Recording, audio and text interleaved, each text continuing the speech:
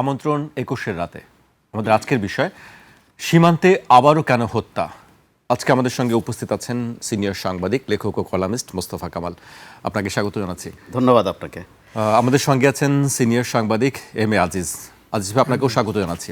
Thank you. আজকে আমাদের সঙ্গে দুজনই সাংবাদিক। আমরা দুজনের কাছ থেকে নিরপেক্ষভাবে কিছু আলোচনা বিশ্লেষণ শুনতে চাই। আমি আজিজ ভাইকে দিয়েই শুরু করতে চাই। আজিজ ভাই, আমরা আজকেও একটি খবর দেখলাম, লালমনিরহাটের হাতীবান্ধা সীমান্তে এক বাংলাদেশি যুবককে গুলি করে হত্যা করেছে বিএসএফ। প্রথমে অস্বীকার করলেও পরে সেটি নিয়ে আলোচনা হচ্ছে। কমান্ডার পর্যায়ে বৈঠকের আহ্বান করা হয়েছে দু দেশের মধ্যে। আমরা এই 6 দিনের মধ্যে 8 তারিখ থেকে আজকে পর্যন্ত দেখলাম যে 3 জনকে হত্যা করা হয়েছে এবং এই ঘটনাটা আমরা দেখছি যে দুই দেশের মধ্যে একটি উত্তেজনার সৃষ্টি হয়েছে, আলোচনা চলছে। পুশিন নিয়ে তো এক ধরনের আলোচনা আছেই যে আসলে নতুন করে আবার পুশিন করা হবে কিনা, বা ওই দিকে অত্যাচার যে মুসলিম সম্প্রদায়ের উপর, এই বিষয়গুলো নিয়ে আপনি কিভাবে দেখছেন? হঠাৎ করে কেন সীমান্ত হত্যা? দেখেন, পশ্চিমবঙ্গে 15 বছর পরে ক্ষমতার পালাবদল হয়েছে, বিজেপি ক্ষমতায় আসছে। সেখানে বাংলাদেশি অভ্যুত্থিত কি বাংলাদেশের, তার মা বাংলাদেশি, তিনি চিফ মিনিস্টার হয়েছেন। ওখানে বিজেপি করতে গিয়ে তিনি হিন্দি ভাষায় কথা বলেন। আপনি কি শুভেন্দু অধিকারীর কথা বলছেন? শুভেন্দু অধিকারী মুখ্যমন্ত্রী যিনি হয়েছেন, তো তিনি অলরেডি তার কাটা বেড়া দেওয়ার কথা বলছেন।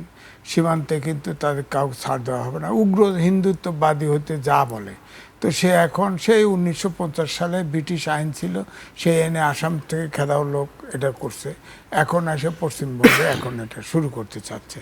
তো এখন তাহলে যদি সে বাংলা ভাষী মুসলমানদের মনে করে যে তারা অনুপ্রবেশকারী, তাহলে তার মার বাড়ি তো বরিশাল, তাকে সহ তার মা আগে পুশিন হোক বাংলাদেশে, এটা হওয়া উচিত। মুখ্যমন্ত্রী কি আপনি পুশিন করার কথা তো বলছেন? মুখ্যমন্ত্রীর মার বাড়ি তো বরিশাল, সে ওখানে সেটেলেন না তাহলে। অর্থাৎ বাংলাভাষী মুসলমান হলেই তার ভাষায় সব অনুপ্রবেশকারী। তাহলে তো সব আমাদের এখানেই পাঠিয়ে দিবে তারা, যে অবস্থা। তো ঠিক আছে, ওই চিফ মিনিস্টার আর তার মা আগে আসুক আমাদের এখানে আসুক, সমস্যা কি? তো এই জন্য আমি বলছি যে এসব অবাস্তব কথা। কারণ ভারত 18 কোটি লোকের দেশ, এত সহজ না। 100-র উপরে মুসলিম আছে, 18 কোটি। আমরা এটাকে অত ছোট, অত বিকলাঙ্গ দেশ ভাবা উচিত নয়। আপনি দেখেন, মালদ্বীপ থেকে ভারতকে হাত গোটাতে হয়েছে। বিশ্বায়নের যুগে কোনো দেশ ছোট না, কিন্তু আমরা তো 18 কোটি দেশের জনগণ এ দেশে আছে, এত ছোট আমরা না। মুক্তিযুদ্ধ করে রক্ত দিয়ে দেশ স্বাধীন করেছি, হ্যাঁ, তারাও সহযোগিতা করেছে মানলাম, কিন্তু হিন্দুত্ববাদীদের সহযোগিতা তো নেয়নি। আমরা তো সেকুলার দলের, ইন্দিরা গান্ধীর সময়ের আমরা হেল্প নিয়েছি। এরকম উগ্রপন্থী হিন্দুত্ববাদী রাষ্ট্র তো এখন বাংলাদেশে তো তাহলে জামাত ইসলাম একই কথা, বিজেপি আর জামাত ইসলাম তো একই কথা। আপনি খেয়াল করে দেখেন, বর্ডারে জামাত ইসলামে যত সিট পাইছে তার অর্ধেক সিট বর্ডারে জামাত ইসলাম পাইছে, অর্ধেক সিট তারা। কারণ ওই বর্ডারের আমাদের যে সীমান্ত এরিয়ার লোকজন ভাবছে যে জামাতই একমাত্র এন্টি ইন্ডিয়ান, হ্যাঁ, এরকম কারণে হয়তো ভোট দিছে। কারণ আসলেই আমাদের যারা বর্ডারের লোক এবং ওখানে দেশে ভারতে যে মুসলমান, বাংলাভাষী মুসলমান, তারা আসলেই খুব অত্যাচারিত। আজকেও একটা ইউটিউবে দেখলাম, একটা মাদ্রাসা রীতিমতো তাণ্ডব চালাচ্ছে হিন্দুরা, আজকেই দেখলাম, এখন তাণ্ডব চালাচ্ছে, দৌড়াদৌড়ি ছোটাছুটি শুরু হয়ে গেছে, ওখানে আক্রমণ করেছে। তো এইভাবে যদি ওরা হিন্দু বাংলাভাষী মুসলমানদের তাড়াইতে থাকে, আমরা যদি হিন্দুদের তাড়াইতে থাকি, তাহলে বন্ধুত্বপূর্ণ দেশ হলো না তো। আপনি দেখেন আমেরিকার সাথে মেক্সিকো, ট্রাম্প বলেছিল না আমরা প্রয়োজনে ওয়াল তুলে দেব, কারণ মেক্সিকোতে যত মাদক টাদক সব কিছু পাচার হয়, কিন্তু একটা গুলি করে কোনো মানুষ হত্যার খবর পান না। পৃথিবীর ভিতরে সবচাইতে অশান্ত সীমান্ত হচ্ছে বাংলাদেশ, ভারত, হ্যাঁ, অথচ তারা দাবি করে আমরা বন্ধু দেশ। হ্যাঁ, আমরা বন্ধু দেশ, তারা বড় দেশ, আমাদের 3 ভাগ ঘিরে আছে। কিন্তু আমাদের বাংলাদেশও ভূখণ্ডে ভূ রাজনীতির ক্ষেত্রে আমরা কিন্তু সাংঘাতিক গুরুত্বপূর্ণ দেশ। এখন অন্তর্বর্তীকালীন সরকার বলেছে এটাকে উস্কানিমূলক বলা হয়, কিন্তু এটা ঠিক।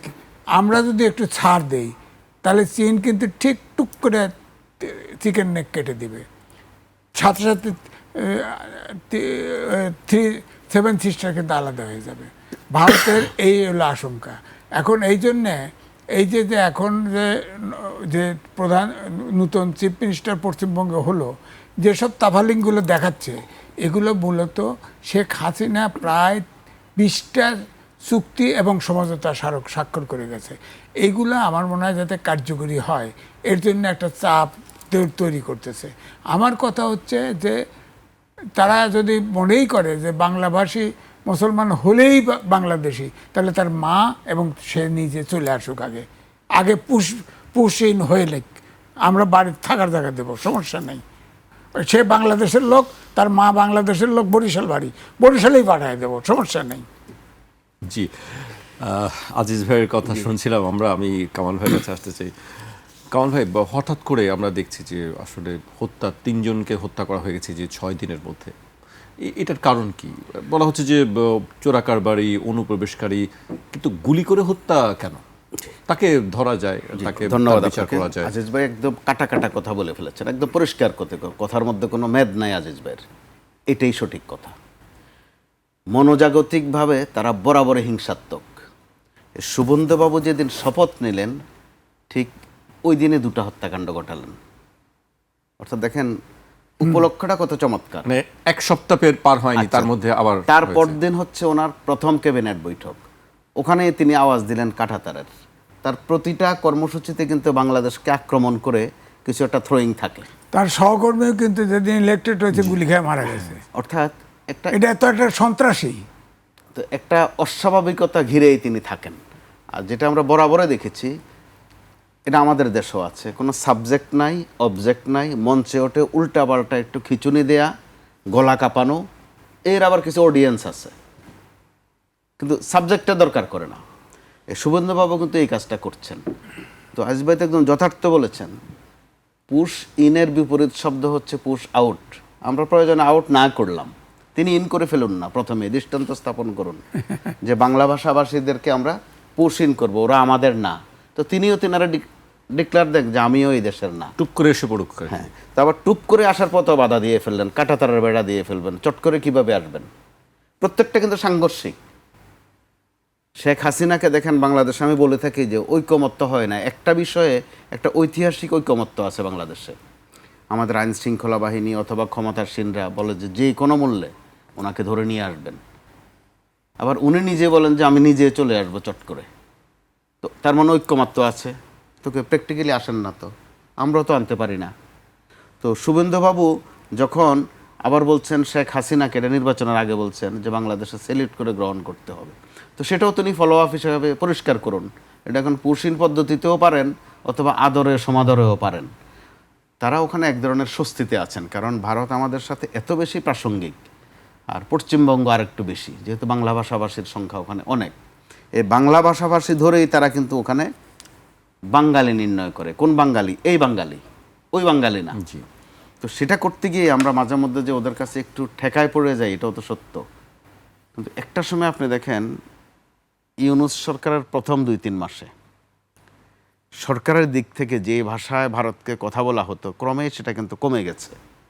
আপনি ডক্টর ইউনূসকে পছন্দ করেন বা অপছন্দ করেন, ওটা আরেক আলোচনা, কিন্তু যে চোখে চোখ রেখে কথা বলা, মনে করিয়ে দেয়া, আজকে আসবে সাহস করে 7 সিস্টার্সের কথা বলেছিলেন ডক্টর ইউনূসও, কিন্তু একদম তার শুরুতে, বক্তব্যের শুরুতেই 7 সিস্টারের সুখ শান্তি কামনা করেছিলেন, অর্থাৎ একটা মেসেজ দেওয়ার চেষ্টা করেছিলেন।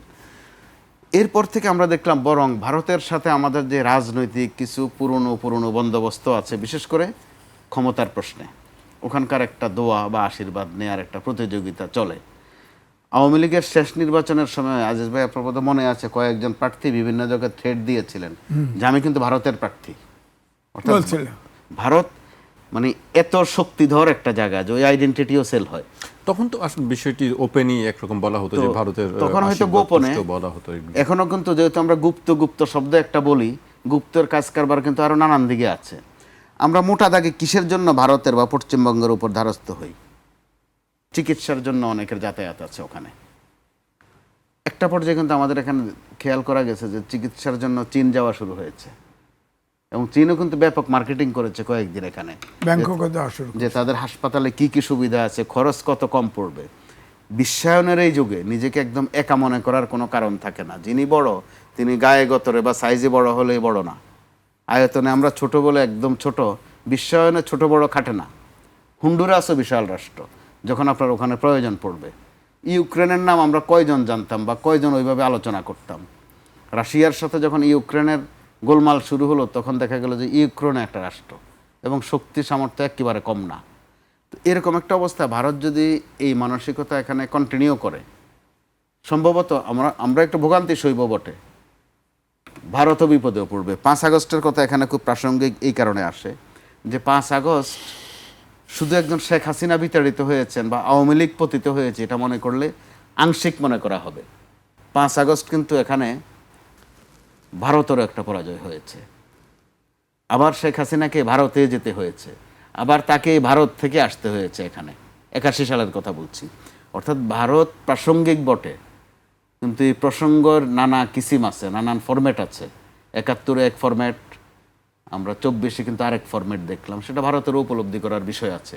কারণ বাঙালিকে ক্রমশকালে ছোট ভাববেন, সীমান্তে গুলি করে মেরে ফেলবেন। সীমান্ত তো আপনার চীনের সাথেও আছে, পাকিস্তানের সাথেও আছে। ওখানে তো আমরা এই ধরনের তথ্য পাই না যে ওখানে এভাবে গুলি করে মেরে ফেলা হয়েছে। আরেকটা দুর্ভাগ্য যেটা মাঝে দিয়ে একটু কমেছিল, সীমান্তে কারোর মৃত্যু হলে বিএসএফ থেকে বলে দেয়া যে এটা গরু চোর অথবা চোরাকারবারি। আর সাম্প্রতিক সময় আমরা খেয়াল করি, গত কয়েকটা আমি খেয়াল করেছি, ভারতের বলা লাগে না, আমাদের সংশ্লিষ্ট যে থানাটা থাকে ওই থানার ওসি সাহেবে বলে দেন যে সে গরু চোর ছিল। অর্থাৎ তাদের অ্যাসাইনমেন্ট কিন্তু আমরা পূরণ করে ফেলছি কোনো না কোনোভাবে। এগুলো নিয়ে অবশ্যই রাষ্ট্রকেও ভাবতে হবে, আমাদের কূটনীতি নিয়ে যারা কাজকর্ম করেন তাদেরও মুখ খুলতে হবে, এই বিষয়গুলো পরিষ্কার করা লাগবে যে আমাদের দেশে এত গরু চোর বা আমরা এত গরু চোর, শুধু গরু চুরি করতে ওখানে যাই আর আসার পথে মারা যাই। বর্ডারে একটা ট্রেডিং আছে, বর্ডার একটা অর্থনীতিও বটে, এটা সত্য। কিন্তু ওই জায়গায় এসে গরু চোরের কথা বলছিলেন, যেমন আমাদের লোকজন গরু চোর গরি, কিন্তু গরুগুলো কে এনে দিচ্ছে এখানে? ওই বিষয়ে আর আলোচনা থাকে না। কিন্তু ইনফরমালি তো আমরা 300 কিলোমিটার দূর থেকে গরু আসে। ওটা কারা? তখন কি করে? ওটা কি বাংলাদেশের লোকজন গিয়ে নিয়ে মোটেই আসছে? মোটেই না, মোটেই না। এখানে ইন্ডিয়ান লোকই নিয়ে আসে। ভারতে সীমান্তে ইনফরমাল ট্রেডিং বলতে একটা কথা থাকে, যেটা লুকোচুরি অর্থনীতি। মোট কথা কারবার, চোরা কারবার হোক, যেই কারবারে হোক। আমাদের এই যে ফ্যান্সি ডিলের যেটা আসতো ভারত থেকে দীর্ঘ সময় বলা হতো, আমি নিজে একটু কাজকর্ম করেছি, আমি খেয়াল করেছি যে ফ্যান্সি ডিলের কারখানাগুলো সব সীমান্ত ঘেঁষা, ক্লায়েন্ট আমরা। আবার তাদের বিএসএফ আমাদের বিজিবির মতো শক্তিশালী নয়, কিন্তু বিভিন্ন ঘটনায় দেখা গেছে তাদের বিএসএফ ওই যে গরু বলেন আর ফেন্সিডিল বলেন, ফেন্সিডিল কিন্তু গড়াইতে গড়াইতে আসে না, এটাকেও নিয়ে আসতে হয়, ক্যারিয়ার আছে। গরুও কিন্তু ওই বাংলাদেশ মনে করে বাংলাদেশের দিকে রওনা হয় না, এগুলো নিয়ে আসার মতো ওখানে লোকজন আছে। এবং বিভিন্ন সময় দেখা গেছে তাদের বিএসএফের লোকজন এগুলাতে অত্যন্ত জড়িত। বিভিন্ন সময় শুধু মানুষ পারাপারেও, বরং আমাদের এখানে কখনো কখনো কঠোরতা আছে, শুধু পাটা ওই পাড়ে ফেলতে পারলে নিয়ে যাওয়ার প্রচুর লোকজন ওখানে আছে। মানে দুটো পক্ষ তো লাগেই, এক লাগে। পক্ষে তো সম্ভব না। অর্থাৎ এই পক্ষ দুইটার স্বভাব চরিত্র একটু গোলমাল আছে বা রকম ফের আছে। কিন্তু দুঃখজনকভাবে আমাদেরকে ওই যে চোরের লিস্টে আমাদেরকে রাখা হচ্ছে। একদিকে মেরেও ফেলছেন, আবার আবার চোরের তকমা তালিকায়ও লাগানো করে আছে। দিচ্ছেন। কারণ ফেলানির কথা তো আমরা এখনো ভুলিনি। মাঝে মধ্যে প্রসঙ্গ হয় বছরে একবার তার হত্যাকাণ্ড বা মৃত্যুবার্ষিকীতে, কিন্তু ওইটারও আজ পর্যন্ত কিন্তু আমরা একটা বিহিত জায়গায় যেতে পারিনি। কোনো বিচারের কোনো বিষয়ে করা প্রয়োজনে যায় না। আন্তর্জাতিক আদালতে যাওয়ারও কিন্তু অপশন আছে। আমরা যাব বলে মাঝে মধ্যে একটু হুঙ্কার দেই, পরবর্তীতে দেখা যায় হুঙ্কারের ভিতরে একটা রাজনীতি, একটা কূটনীতি থাকে, মাঠ গরম করার একটা কারবার না, শুধু একটি কেন, মানে পুরো যে হত্যাগুলো, সীমান্ত হত্যা, যে হত্যাই বলি না কেন, সে তো অবৈধ। কিন্তু সেই বিষয়গুলো নিয়ে আসলে বিচারে কোনো দাবি সেইভাবে শক্তিশালীভাবে আমরা তুলতে পারি না। মঞ্চে পর্যন্ত হয়, মাঝে মধ্যে মঞ্চে, একটু মঞ্চে গোল টেবিলে একটু, তাও যেটা আমরা খেয়াল করি নিজে একটু বিখ্যাত হওয়ার জন্য, তার একটা বাইট ইউজ করার জন্য যে তিনি কিছু একটা গরম কথা তিনি বলেছেন, ঠিক পরক্ষণে আমরা দেখি যে এটার ফলো আপ কিন্তু থাকছে না। আর নির্ভরতার প্রশ্নে যেটা আমরা কেউ কেউ বলতে চাই যে ভারতের প্রতি আমরা এতই নির্ভর, এই নির্ভর না থাকলে আমাদের হবে না। এখন পেঁয়াজের কেজি কত? 38, 39, 40 টাকা। আওয়ামী লীগ আমলে এই সময় আমরা 400 টাকা পেঁয়াজও কিন্তু খেয়েছি, কারণ আমাদের নির্ভরতাটা বেশি ছিল ওখানে। আমাদেরকে বলা হতো ভারতীয় পেঁয়াজ বা ভারতীয় গরু না আসলে আমাদের নাকি কোরবানি দেওয়া যাবে না। কিন্তু এখন অবস্থা এমন হয়েছে যে আমরা এটা নিয়ে রীতিমতো ট্রায়াল করি যে গরুর সংখ্যা এখানে ব্যাপক সারপ্লাস, প্রচুর গরু অবিকৃত থাকে, ছাগল সহ অন্য অন্য পশুও। তো অর্থাৎ আমি যখন তাগিদ বোধ করব, আমি এই নির্ভরতাটার মাত্রাটা কমাবো, অবশ্যই সেটা আমাদের এই নির্ভরতা কমবে। সেটা চিকিৎসায় বলেন, আর গো সম্পদ সহ বিভিন্ন মাছের কথাও বলেন, মাছও আসে মাঝে মধ্যে। তো এরকম একটা অবস্থা আমরা যখন চিকিৎসার জায়গাও চিনে ফেলছি, বিভিন্ন জায়গায় নিজেরা পেঁয়াজের উৎপাদন করতে শিখেছি, অল্প কয়েক বছরের মধ্যে আমাদের পশু উৎপাদন আমরা সারপ্লাস করে ফেলতে পারছি। তো নিশ্চয়ই এক সাহস করে একটু কথা বলার সময়ও এসেছে। জি, কামাল ভাই আপনার কাছে আমি আবারও আসবো। আমি আজিজ ভাইয়ের কাছে আসতেছি। আজিজ ভাই, তিস্তার পানি নিয়ে অনেক কথা হয়েছে, আমরা সম্প্রতি পদ্মা ব্যারেজ নিয়েও উদ্যোগ আমরা নিয়েছি। আপনার কাছে কি মনে হয় এই পদ্মা ব্যারেজের নিয়ে কি আবারও কোনো ঝামেলা হতে পারে কিনা? দেখেন, আন্তর্জাতিক রিভার আছে প্রায় 57টি। তার ভিতরে অভিন্ন আমাদের 54টি তাদের সঙ্গে আমাদের 54টি ভারতের সাথে আছে আর মায়ানমারের সাথে আছে। এখন এই যে 54টা রিভার, আর জাতিসংঘের বৈঠকে এবং হেলসিঙ্কিতে বৈঠক হয়েছে, দুই জায়গায় আইন হয়েছে যে যদি আন্তর্জাতিক রিভার অর্থাৎ এক দেশ থেকে আরেক দেশে নদী প্রবাহিত হয়, সেটাই আন্তর্জাতিক রিভার, তাহলে অন্য দেশ যাতে বঞ্চিত না হয়। প্রবাহ বন্ধ করতে চাইলে, নদীর পানি প্রবাহ বন্ধ করতে চাইলে ওই দেশের সাথে আলোচনা করে সমঝোতার ভিত্তিতে করতে হবে। কিন্তু সেটা তো ভারত করে না। আমাদের দেখেন তিস্তার পানি, এই যে দেখেন এই যে সিলেটের হাওড় অঞ্চল ডুবে গেছে। এখন অন্তর্বর্তীকালীন সরকারের সময়ে শুরুতে ব্যাটারি চালিত রিক্সা চালু হয়েছে না, এটা তো বায়ু দূষণ হতেছে, অনেক কিছু হচ্ছে, সরকারও ট্যাক্স পাচ্ছে না। শিশুর থেকে শুরু করে বৃদ্ধ সবাই এসে ব্যাটারি চাপ দিলেই চলে। এখন ওকে শুধু সাইড দিতে হয়, আর কাউকে সাইড দিতে হয় না। দেশ প্রায় অলমোস্ট অচল করে ফেলছে। সাইড লাগে না, সে ঢুকে পড়ে। হ্যাঁ, সে ঢুকে পড়ে, সে সাইড নিয়ে নেয়, সাইড নিয়ে নেয়, সে সাইড নিয়ে নেয়। তো যাই হোক, যেটা আমি বলতেছি, এখন যেটা হয়েছে, ধরেন এই যে তিস্তা আর পদ্মাটা হচ্ছে আমাদের ওপারে বলা হয় গঙ্গা, অর্থাৎ ফারাক্কা ব্যারেজ। ফারাক্কা ব্যারেজে আপনি ওই অঞ্চলে আমার বাড়ি, পাবনা আমার বাড়ি। এবং ইছামতি নদী কিন্তু কেউ চেনে না। ইছামতি নদী হচ্ছে বাংলাদেশের সবচাইতে বৃহৎ নদী। পদ্মার থেকে এসে আপনার মানিকগঞ্জ হয়ে এটা সমুদ্রে পড়ছে। এইসব সব প্রায় 6টা নদী মারা গেছে একদম। যমুনাতে পানি এখন আছে, কিন্তু বিভিন্ন জায়গায় চর আছে, স্রোত আছে।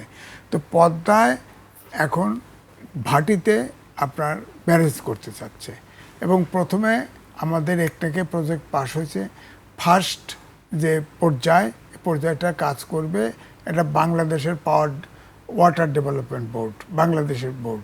হ্যাঁ, তো এখন যেটা কেন করা হবে, যে অনেকের ধারণা, বিশেষজ্ঞরা বলছে যখনই আপনি জলাধার তৈরি করবেন সেখানে বালি এসে পলি পড়ে ওটা বন্ধ হয়ে যাবে।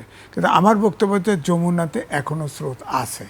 হ্যাঁ, সুতরাং ওখানে যদি সুইচ গেট করা হয়, ওই পানি, পদ্মার পানি, আমরা তো বর্ষাকালের পানিটা ধরবো, আমরা তো গ্রীষ্মকালে পানি পাচ্ছি না, আমরা বর্ষাকালের পানি আটকে সেই পানিটা ধরেন যদি ফ্লো করে, 6টা রিভার আছে, ইছামতি, গড়াই, এরকম 6টা নদী আছে। 6টা নদীর প্রবাহ যদি ঠিক হয়, পানি যদি ফ্লোটা থাকে, এবং বর্ষাকালে, আমরা গ্রীষ্মকালে পদ্মা শুকিয়ে যায়, চর পড়ে যায়, বালি পড়ে যায়, গরুর গাড়ি চলে, আর সেখানে যদি আমরা পানি আটকাইতে পারি, আপনার গ্রীষ্মকালেও যমুনা নদীর তো কিছুটা স্রোত থাকে, আমরা স্রোত প্রবাহ ঠিক রাখবো, এবং সেই ক্ষেত্রে আমরা সুপেয় পানি পাবো, এবং সেচ প্রকল্প চলবে। এবং তারপরেও আমার কথা হচ্ছে যে ভারত যে 54টা রিভার ইন্টাররিভার লিঙ্কিং প্রজেক্ট করতেছে, সেখানে তিস্তা এবং গঙ্গা ওইটার 54টা রিভারের ভিতরে আছে। তো আমরা তো এক ফোঁটা পানি পাবো না। আমাদের এছাড়া তো বিকল্প নাই। আমাদের তিস্তা ব্যারেজও করতে হবে, আমরা পদ্মা ব্যারেজও করতে হবে, অর্থাৎ গঙ্গার ভাটিতেও আমাদের করতে হবে, তিস্তার ভাটিতেও করতে হবে। আমরা সেখানে স্টোর করব। বর্ষাকালে যে এই যে বাঁধ ছেড়ে দেয়, যেমন তিস্তার গজলডোবায় বাঁধ ছেড়ে দিয়ে আমাদেরকে হাওরগুলো তলিয়ে দেয়, তাই না? পুরা উত্তরাঞ্চল ডুবে যায়। তো আবার আপনার যখন ফারাক্কা ছেড়ে দেয় বর্ষাকালে, তখন আপনার পানিতে সব ডুবায় ফেলে, গ্রীষ্মকালে এক ফোঁটা পানি আসে না, পদ্মা শুকিয়ে যায়। সুতরাং আমরা যদি, অনেকে বলে যে ভারত উষ্মা প্রকাশ করেছে, এটা সত্য, যে আমাদের সাথে কথা বলে না কেন, তারা তো যখন এই যে তিস্তায় আপনার সেই সিকিম থেকে হয়েছে 8টা জলবিদ্যুৎ বানাইছে, বিদ্যুৎ কেন্দ্র বানাইছে, স্থাপনা বানাইছে, পানি তুলে নিচ্ছে উজানে। গজলডোবাতে পানি আসে না। বাংলাদেশে আওয়ামী লীগের সময় বৈঠক হয়েছিল, জয়েন্ট রিভার কমিশন আছে না, বৈঠক হয়েছিল, সেখানে হয়েছিল যে 50-50 ভাগ করা। কিন্তু তিস্তার তো ফ্লো নাই, তিস্তার তো পানি আসে না, গ্রীষ্মকালে তো গজলডোবায় পানিই থাকে না, তো ওখানে ভাগ করে লাভ কি, পানিই থাকে না। তো মমতা ব্যানার্জির উপরে ভারত এখন এবারের ইলেকশনে মমতার চিৎকারের জন্য এই গঙ্গা এবং ফারাক্কা এবং তিস্তার ব্যারেজের চুক্তি করা যায় নাই। আরে মমতা তো চিৎকার করবেই, মমতা পানি পায় না তো, হ্যাঁ পানি ধরেন তিস্তার পানি তো সব তুলে নিয়ে যায়, ভারত সেন্ট্রাল গভর্নমেন্ট তুলে নিয়ে যায়। এই জন্য বলছি এই ব্যারেজ, আমাদের 2টা ব্যারেজ দরকার। ভারত আবার তিস্তা ব্যারেজ করে দিতে চায়, করতে চায় ভারত করলে তো তার ইন্টারেস্টে করবে। আমরা তো আমাদের পরিকল্পনায় পানি স্টোর করব এবং পানির ফ্লো রাখবো। ফ্লো না রাখলে তো নদী শুকিয়ে যাবে। পানির ফ্লো থাকবে, আমরা যমুনা দিয়ে পানি ডাইভার্ট করব, কিন্তু ফ্লো থাকবে সমুদ্রে চলে যাবে। সুতরাং পানির গতি তো রাখতে হবে। তা আমাদের ওই অঞ্চলে প্রায় 6টা রিভার মারা গেছে, গড়াই, ইছামতি, সবচেয়ে বড় বড় নদী 6টা মারা গেছে। তো এই 6টা নদী তো চালু করতে হবে। এবং ইছামতি তো পদ্মার থেকে শুরু হয়েছে, পাবনা শহরের ভিতর দিয়ে এসে আপনার যমুনাতে পড়ে এটা মানিকগঞ্জ হয়ে এটা সমুদ্রে পড়ে গেছে। এখন পাবনা ওই তিস্তা নদী দখল হয়ে ওইটা কিন্তু বাড়িঘর হয়ে গেছে, বিল্ডিং হয়ে গেছে। এখন এটা হতে পারে আন্ডারগ্রাউন্ড দিয়ে ইছামতির ফ্লো আনতে পারে, অথবা সিএস রেকর্ড বা কোনো রেকর্ড থেকে বাড়িঘর ভেঙে নদী ওপেন করে দিতে হবে, করতে হবে তো। কারণ আমরা তো নাইলে এই 54টা রিভার লিঙ্কিং প্রজেক্ট যেটা করতেছে ভারত, যেটা প্ল্যান করছে, এটা করে ফেললে তো আমরা এক ফোঁটা পানি পাবো না। সুতরাং এটা তো আন্তর্জাতিক আইনের লঙ্ঘন ভারত। তো আমরা আইনের পক্ষে কথা বলবো না, প্রয়োজনে আন্তর্জাতিক আদালতে যেতে হবে। আমাদের পানির হিস্সা তো বলছে ভারতের জাতিসংঘ এবং হেলসিঙ্কি প্রজেক্টের 2টা মতামতে জাতিসংঘের সিদ্ধান্ত যে আপনার আন্তর্জাতিক রিভারের পানি আপনার ন্যায্য হিস্সা দিতে হবে। যে দেশে প্রবাহিত হয়, যে দেশে লোয়ার রেফারেন্স দেশ, আমরা নিচু এলাকার লোক, আমাদের দেশ পানি ভারত থেকে আসে, সে পানির ন্যায্য হিসাব দিক, আমরা ঠিক আছে, আমাদের দরকার নাই।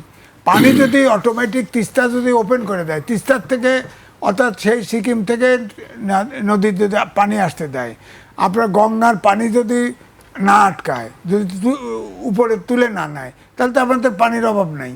আমরা তো বাদ করতে যাব কেন, রিজার্ভার করতে যাব কেন, যাব না। জি, আজিজ ভাইয়ের কাছে আবারও আসবো। আমি কামাল ভাইয়ের কাছে আসতে চাই। কামাল ভাই, আপনার কাছে আসার আগে আরেকটি বিষয়ে আমি উল্লেখ করতে চাই। ভারতের পশ্চিমবঙ্গের বিজেপি সরকার এক নতুন নির্দেশিকা জারি করেছে। সেখানে বলা হয়েছে গরু, বলদ, মহিষ এবং বাছুর সহ কোনো প্রাণী উপযুক্ত সনদ ছাড়া জবাই করা যাবে না। এই সনদ অবশ্যই স্থানীয় অনুমোদিত কর্মকর্তা এবং সরকারি পশু চিকিৎসক দিয়ে ইস্যু করতে হবে। নিয়ম ভঙ্গ করলে সর্বোচ্চ 6 মাসের কারাদণ্ড বা সর্বোচ্চ 1000 রুপি জরিমানা অথবা উভয় দণ্ডই হতে পারে। এই ধরনের সব অপরাধকে গ্রেফতারযোগ্য অপরাধ হিসেবে ধরা হয়েছে। অর্থাৎ আরেকটা গন্ডগোল পাকানোর আয়োজন, পরিষ্কার কথা। গো সম্পদ নিয়ে এমনিতে ওখানে কথা আছে, আবার গো মাতাও বলে, আবার গাভী নিয়ে তাদের এবাদত বন্দেগীও আছে, সেটা ধর্মীয় বিষয় অনেকটা, ঠিক ধর্মীয় উস্কানি অনেক। কিন্তু তারা এই কাজটা করতে চাচ্ছে একটা গন্ডগোল পাকানোর জন্য। ধরে নেওয়া যাচ্ছে যে আরেকটা গোলমালে ওখানে পড়ছে এবং স্বাভাবিকভাবে আক্রান্ত হবে আমাদের মুসলিম কমিউনিটি।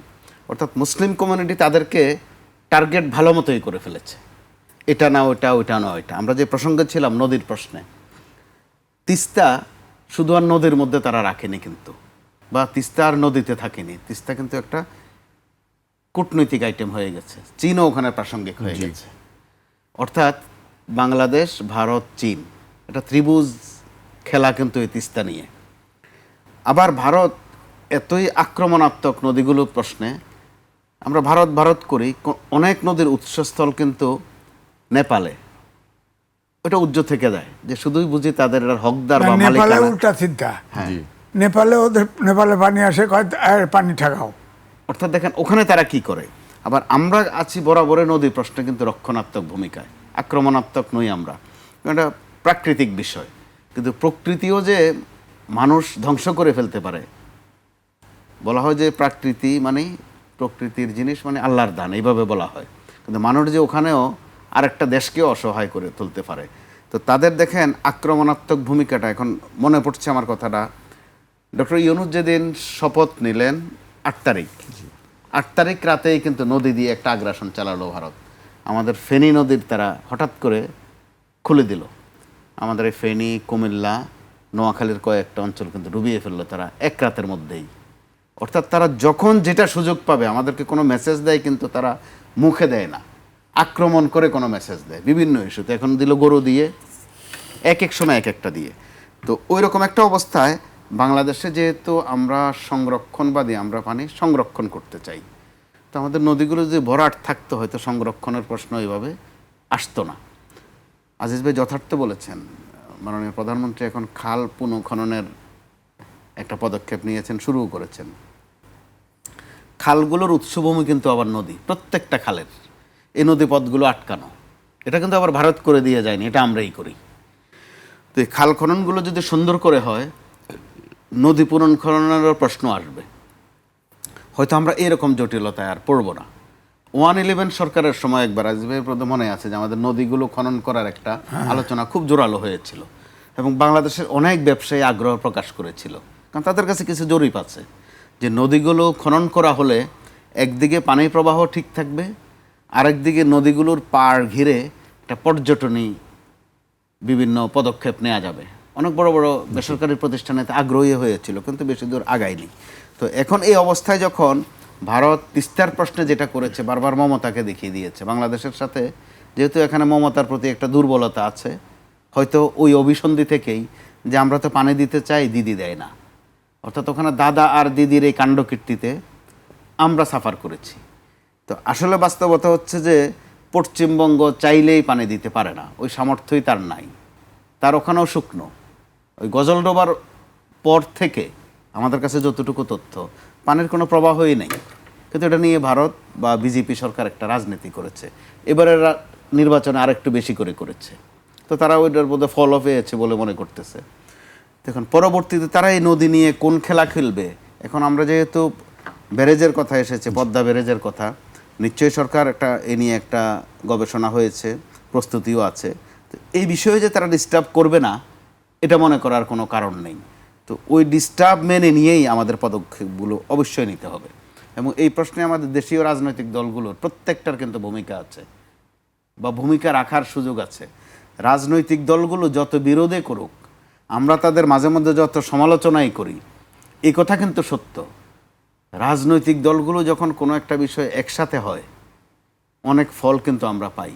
নগদ একটা ফল দেখেন, যখন জ্বালানি সংকট নিয়ে একটা হাহাকার, যে সংকটের সমাধান কি হতে পারে, কারো মাথায় কিছু আসছিল না।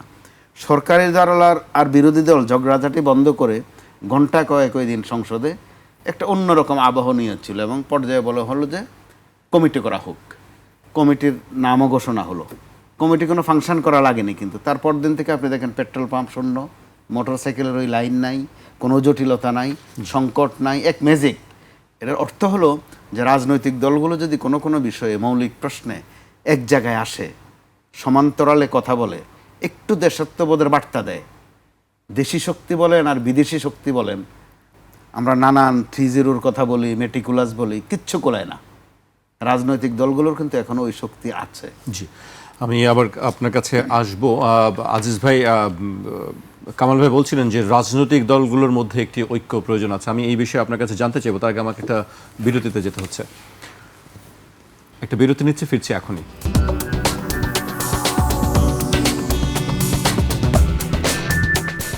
বিরতির পর আবারও স্বাগত। আপনারা দেখছেন 21-এর রাত। আমাদের সঙ্গে আছেন সিনিয়র সাংবাদিক, লেখক ও কলামিস্ট মোস্তফা কামাল এবং সিনিয়র সাংবাদিক এম এ আজিজ। আজিজ ভাইকে দিয়ে শুরু করতে চাই। আজিজ ভাই, মোস্তফা কামাল ভাই একটি কথাই বলছিলেন যে সব কিছুর সমাধান আসলে রাজনৈতিকভাবেই প্রয়োজন। মানে ঠেলাঠেলি করা বা হিংসা উস্কানি এগুলো দিয়ে আসলে বাড়তেই থাকবে। তো রাজনৈতিক দলগুলোর ভূমিকা আপনি কি দেখছেন এই মুহূর্তে দেখেন, বাংলাদেশের বিশেষ করে? কামাল ভাই হয়তো বলবেন দ্বন্দ্ব আছে, কিন্তু আমার কাছে মনে হয় কুসুম কুসুম সম্পর্ক আছে সরকারি দল বিরোধী দলের। মার্কিন বাণিজ্য চুক্তি হয়েছে না, জামাত ইসলাম তখন এখনকার যে ফরেন মিনিস্টার উপদেষ্টা ছিল তিনি বললেন যে পার্টিকে জানাই এটা করা হয়েছে এই চুক্তি। হ্যাঁ, তখন জামাত ইসলাম আস্তে করে জামাতের আমির বলছে না আমরা জানতাম না।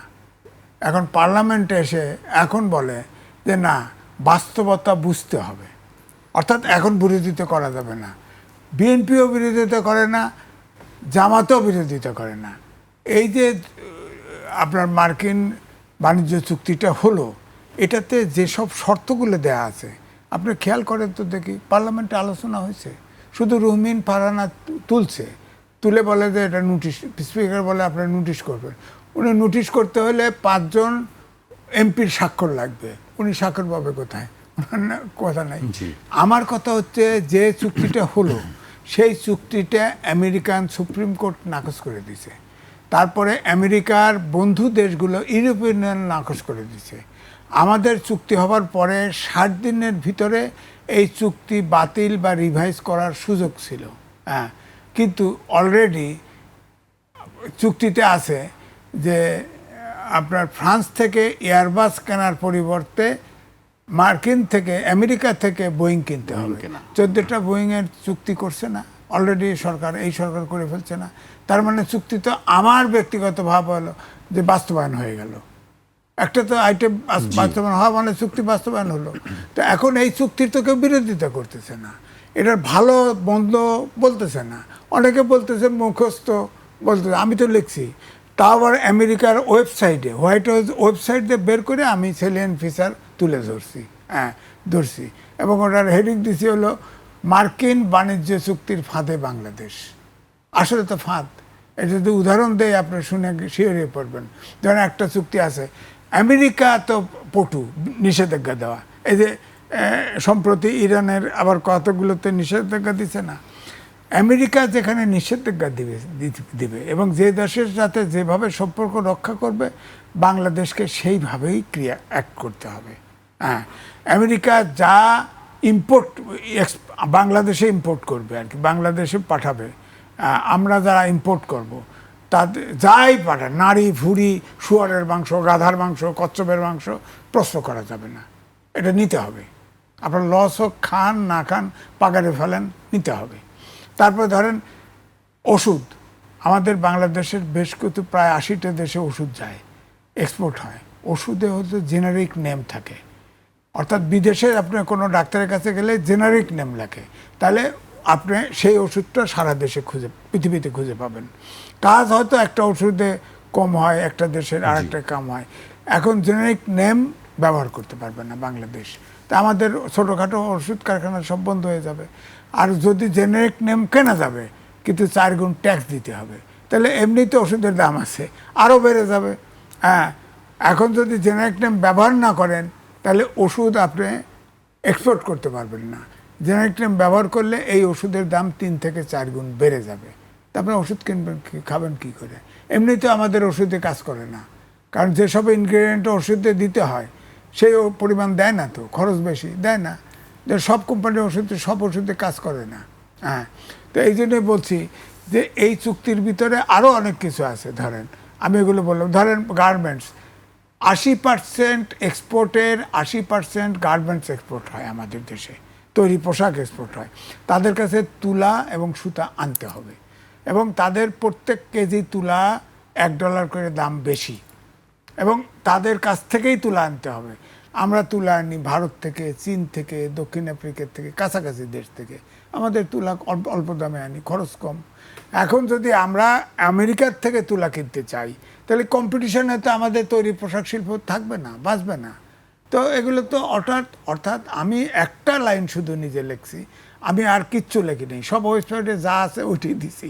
একটা লাইন লিখছি, ইলেকশনের 3 দিন আগে ইউনূস সরকার আমেরিকান বলয়ে দেশটাকে ঢুকিয়ে দেওয়ার জন্য এই চুক্তি করছে। এটাই আমার বক্তব্য। জি আজিজ আজিজ ভাইয়ের ভাইয়ের লেখাটা আমি বক্তব্য খুব মনোযোগ শুনছিলাম। দিয়ে জি, পড়েছি। আমিও পড়েছি আজিজ খুব ভাইয়ের মনোযোগ দিয়ে লেখাটি, পড়েছি আমি লেখাটা। পড়েছি। আমি এবার একটু আমাদের দেশের বিষয় নিয়ে আসতে চাই।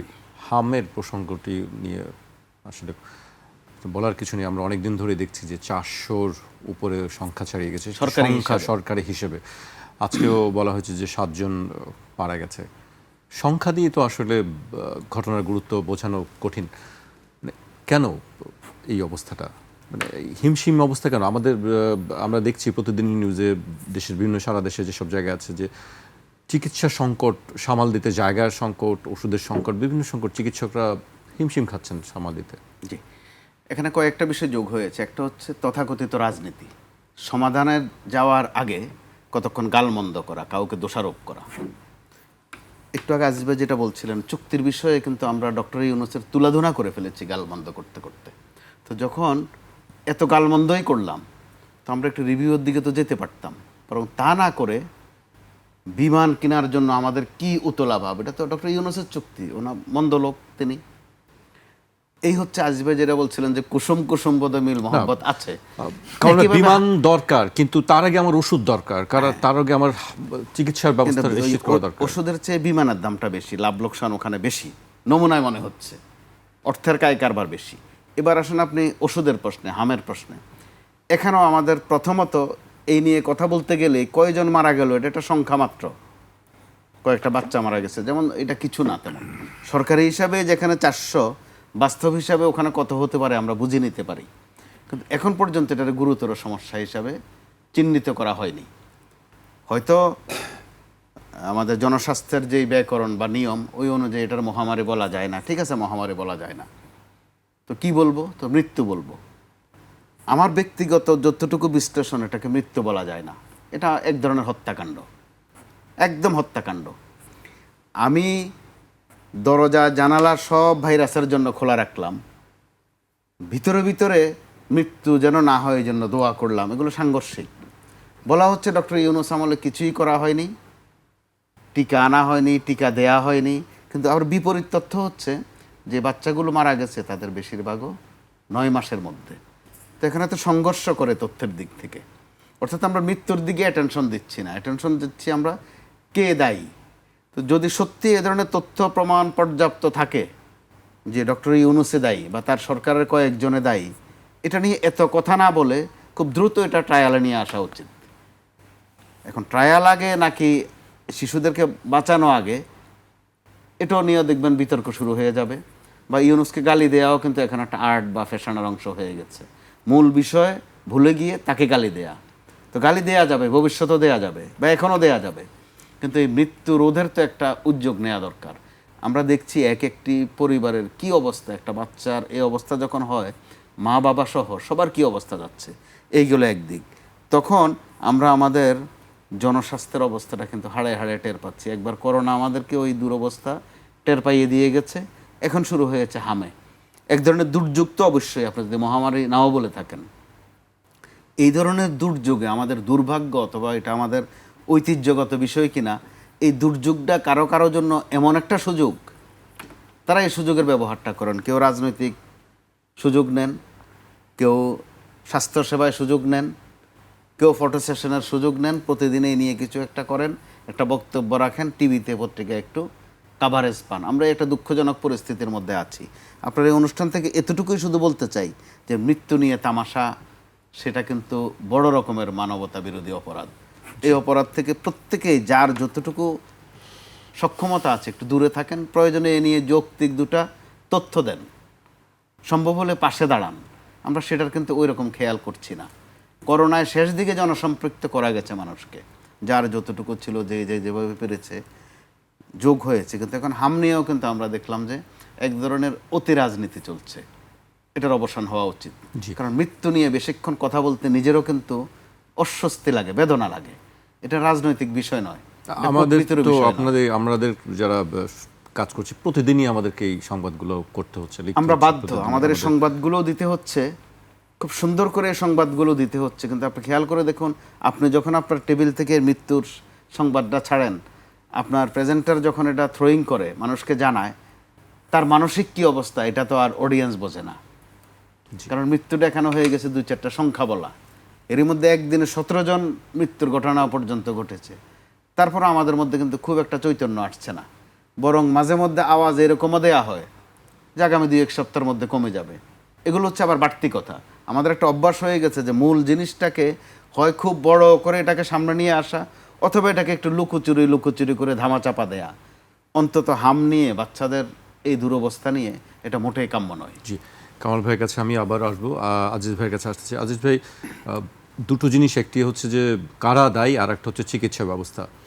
কারা দায়ী সেই বিষয়গুলো নিয়ে আমরা এখনো পর্যন্ত কারোর বক্তব্য জানিনি, অ্যাকাউন্টেবিলিটির জায়গা আমরা এখনো পাইনি যে এটি আমরা করতে কিন্তু পারিনি। জানা গেছে তো। জি, গ্রামীণ ব্যাংক থেকে আসা উপদেষ্টা নূরজাহান, তার সাথে ডক্টর মোহাম্মদ ইউনূস প্রত্যেকটা মন্ত্রণালয়ে প্রত্যেকটা উপদেষ্টার পিছনে ছাত্র বসায় দিয়েছিল।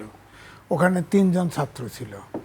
তারা পরামর্শ দিয়েছে শেখ হাসিনার সময় ইউনিসেফের সাথে এই টিকা সাপ্লাই দিত, বিভিন্ন ধরনের টিকা, তাদের সাথে চুক্তি ছিল।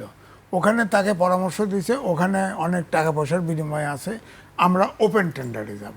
ইউনিসেফ সতর্ক করছে তোমাদের এখানে হামে মহামারী ধারণ করবে, তোমরা টিকা যেটুকু দরকার নাও, ঠিক আছে, যদি টেন্ডারে পাও, কম দামে পাও, আমরা রিভাইজ করব, দেখব, কিন্তু টিকা নেয় নাই। তখন টেন্ডার দিছে, টেন্ডার দিলে কেউ কোট করে নাই, কারণ কেউ তো টিকা নিয়ে ঘুমাচ্ছে না, বসে নাই, তো কেউ বিট করে নাই। এদিকে হাম শুরু হয়ে গেছে, বাচ্চারা মারা শুরু হয়, সিজনে টিকা দিতেই হবে। এটার ওষুধ মাত্র একমাত্র হচ্ছে আপনাকে টিকা দিতে হবে। 5 বছরের বয়সের নিচে হলে টিকা দিতে হবে। টিকা তো নাই।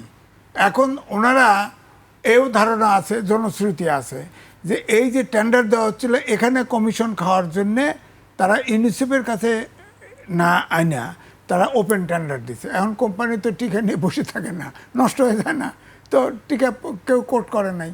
তো ইউনিসেফের আমার বক্তব্য হলো ওই সিজনাল, যেহেতু ওই সিজনে যতগুলো টিকা দরকার ছিল সেই টিকাটা এনে টিকাটা দেওয়া উচিত ছিল। এটা হয় নূরজাহান বেগম গ্রামীণ ব্যাংকের লোক, সে কমন সেন্সও তার নাই, ধারণাও নাই, ওখানে কারো পরামর্শও গ্রহণ করে নাই, সে ছেলেরা যা বুঝাইছে তাই করছে। এখন এটা তো স্পষ্ট, টিকা আনা হয় নাই, সুযোগ ছিল। বাংলাদেশের জন্য ইউনিসেফ যেহেতু চুক্তি করা আছে, ইউনিসেফ ওই পরিমাণ টিকা সিজনালি রেডি রাখে, সেই টিকা আনা হয় নাই। এখন টিকা, এখন ধরেন আমাদের এই সরকার প্রায় 1.5-2 কোটি টিকা ইম্পোর্ট করে ফেলছে, টিকা দেওয়া শুরু হয়েছে, কিন্তু 95% 5 বছরের ছোট শিশুকে টিকা দিতে হবে, তাহলে হাম আক্রমণ করার জায়গা থাকবে না। আমরা তো এখন দিতে পারছি না। আমাদের আমি বাচ্চা তো একটু যোগ করি টিকার প্রশ্নে, আজিজ ভাই, আমরা বাংলাদেশ কিন্তু গোটা বিশ্বের মধ্যে একটা মডেল পর্যায়ে চলে গিয়েছে। এটা এজ ইউজুয়াল কাজ ছিল। আরেকটা বিষয় যেটা আমাদের আলোচনায় আসছে না, ডক্টর ইউনূস ক্ষমতা নেওয়ার পর 4.5-5 মাস ধরে টানা টিকারটা হওয়াতে আমরা এখন এটা জানছি, নাহলে জানতাম না, ডাক্তার, নার্স, কর্মচারী অর্থাৎ স্বাস্থ্য সহকারী যাদেরকে বলা হয়, চিকিৎসায় কিন্তু এক ধরনের স্থগিত ছিল, এক ধরনের তারা প্রতিদিন কাজ ছিল ওই যমুনার সামনে এসে মিছিল মিটিং। আরে উত্তরে আগুন লাগলো না মাইলস্টোনে, জি, সেখানে সামন্ত লাল আগুন লাগা পোড়া, সে বিশেষজ্ঞ না বাংলাদেশের, সে চাকরি নিয়েছিল, সেই ব্যক্তি আসতে চাইছে, আসতে দেয় নাই, আসতে দেয় নাই, অর্থাৎ অ্যাটেনশনে দেওয়া হয় নাই। এটা যেটা সমস্যা, এই যে টিকা দেওয়া হয়নি 4.5-5 মাস, কারো কিন্তু খেয়ালও নেই, আমলে নেওয়া হয়নি বিষয়টি। এটা তো অত্যন্ত দুঃখজনক। এখন যখন মৃত্যুর ঘটনা ঘটছে তখন আমাদের এই পুরনো কথা মনে পড়ছে। জি, শেষ করব, আমি কামাল ভাইকে দিয়ে শেষ করতে চাই। কামাল ভাই আরেকটি খবরের শিরোনাম হয়ে যান তিনি নিজেই, সাকিব আল হাসান, তিনি কথা বললেই সেটি খবরের শিরোনাম হয়ে যায়। তিনি দেশে থাকুক না থাকুক, দলে থাকুক না থাকুক, একটি গণমাধ্যমে তিনি বলেছেন যে তার নামে যে মামলা আছে 1 কোটি টাকা দিলে কেস থেকে নাম উঠিয়ে দেবে। তিনি এরকম একটি বিস্ফোরক মন্তব্য করেছেন। অত্যন্ত গুরুত্বপূর্ণ অভিযোগ। তো তিনি অভিযোগ করেছেন বলে সেটা অভিযোগ তা নয়, এটা আমাদের সবার জন্য অত্যন্ত দুঃখজনক। এতগুলো হত্যাকাণ্ড ঘটল, মামলা হয়েছে শত শত, কিন্তু মোটিভে যেটা বোঝা যায় যে মামলাগুলো হয়েছে বিচার না করার জন্য। তাহলে কী জন্য করা হয়েছে? পুলিশের ভাষায় সামারি করার জন্য। অর্থাৎ মামলা একটা ব্যবসা, এটার শিকার তিনি হয়েছেন, তিনি জানিয়েছেন। তিনি না জানালেও আমাদের কাছে কিন্তু বিচ্ছিন্ন বহুত খবর আছে এরকম। যে ধারে কাছেও ছিলেন না, অথবা আসলেই প্রতিপক্ষ ছিলেন, অথবা আওয়ামী লীগের ধারে কাছে তার বিচরণ ছিল, যে তাকেও একটু আসামি করে দিতে হবে হত্যা মামলায়, যেটা আমাদের সাংবাদিকদের কারো কারো ক্ষেত্রে হয়েছে। তাদের বিরুদ্ধে অবশ্যই অভিযোগ ছিল বা আছে, সেগুলো অবশ্যই ট্রায়ালে আনা যেত। অথবা বিভিন্ন পেশাজীবী অনেকে আছেন যে যারা আওয়ামী লীগ সম্পৃক্ত ছিলেন বা আওয়ামী লীগের ধারে কাছে তাদেরকে দেখা গেছে বিভিন্ন সময়, তাদেরকেও হত্যা মামলার আসামি করে ফেলা হয়েছে। এবং ওখান থেকে অর্থাৎ কিছু ইনকামের একটা চিন্তা, এই যে আমরা স্বাস্থ্য নিয়ে আলাপ করলাম যে ডক্টর ইউনূসের খেয়াল ছিল না ওইদিকে, চুক্তি নিয়ে আলাপ করলাম যে রাজনৈতিক দলগুলো বোধ খুব একটা খেয়াল করেনি, কিন্তু এই মামলার নামে যে একটা বাণিজ্য আছে, এটা খেয়াল করবার যথেষ্ট লোক বাংলাদেশে আছে। সেটা আমরা দেখেছি, সেই ৭১-ও ছিল, সেই ৯০-এর গণ আন্দোলনও ছিল, আমরা দেখেছি আমাদের সাথে আছেন। কিন্তু তিনি আছেন ভিন্ন ট্রেডিংয়ে, ভিন্ন ট্রেডিং আছে, তার ব্যবসা বাণিজ্য আছে, থাকছেন আমাদের সাথে।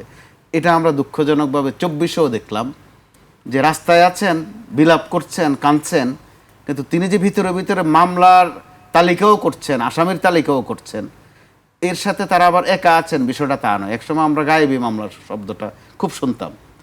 ২৪ এসে এটার যে কী নাম দেবো এখন আমি নিজে ভেবে পাচ্ছি না, যে কাকে কাকে আসামি করা যায়, কিভাবে তার সাথে সামারি করা যায়। ওই চক্র যে এই রাজপথে হয়তো আজিজ ভাই বা আমি আমাদের আশেপাশেই ছিলেন, আমরা বোধহয় টের পাইনি। এখন দু একটা ঘটনায় একটু একটু করে টের পাচ্ছি, যেটা আপনি সর্বশেষ এই উদাহরণটা দিলেন। হয়তো আগামী ২-৩ দিন এটা চলবে, কিন্তু আমাদের দেশে এখন ইস্যুর এত তোড়, হয়তো দেখবেন আরো বড় অ্যামাউন্টের আর একটা চলে আসছে।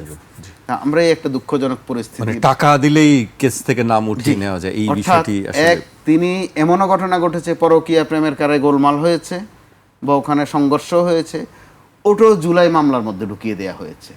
অর্থাৎ এই ট্রেডাররা, এই বাণিজ্যিক ব্যক্তিরা, তারা যে আরও কিছু নিয়ে কি না করতে পারেন, তারা মৃত্যু নিয়ে পারেন, লাশ নিয়ে পারেন, অসুখ বিসুখ নিয়ে পারেন, এত বড় একটা আন্দোলন নিয়েও তারা পারেন। এটাই হচ্ছে সার কথা। জি, আমাকে শেষ করতে হচ্ছে। আপনাদেরকে অনেক ধন্যবাদ আমাদেরকে সময় দেওয়ার জন্য। আজ এখানেই শেষ করছি, আবার দেখা হবে রোববার ঠিক রাত ১২টায়। আগামীকাল এবং শনিবার ছুটির দিন, আপনাদের ছুটির দিনটি সবার ভালো কাটুক।